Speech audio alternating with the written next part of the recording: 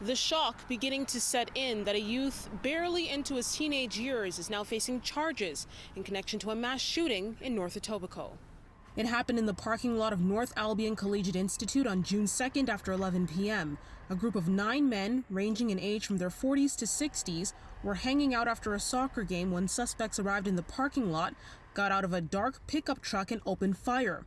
5 people were rushed to hospital. 61-year-old Delroy George Parks was pronounced dead in hospital. And days later, 46-year-old Seymour Gibbs, a father of 6 who played on the North Kipling soccer team, died from medical complications that came as a result of the shooting. These senseless acts of violence have resulted in the deaths of 2 innocent people and families who will forever be devastated by the loss of their loved ones. Police say one of the men who survived has life-altering injuries. 2 others who were hit are said to be doing okay. They also confirmed there was no known connection between the suspect and victims.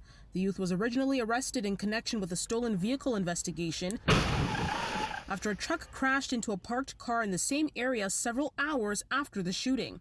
The 14-year-old was apprehended a short time later. Police later determined that the youth was allegedly one of the suspects involved in the shooting. He is now facing 2 first-degree murder charges and 7 counts of attempted murder. Just thinking about a 14-year-old being involved in this type of crime is unbelievable in my mind. That there's a number of questions. Where do the guns come from?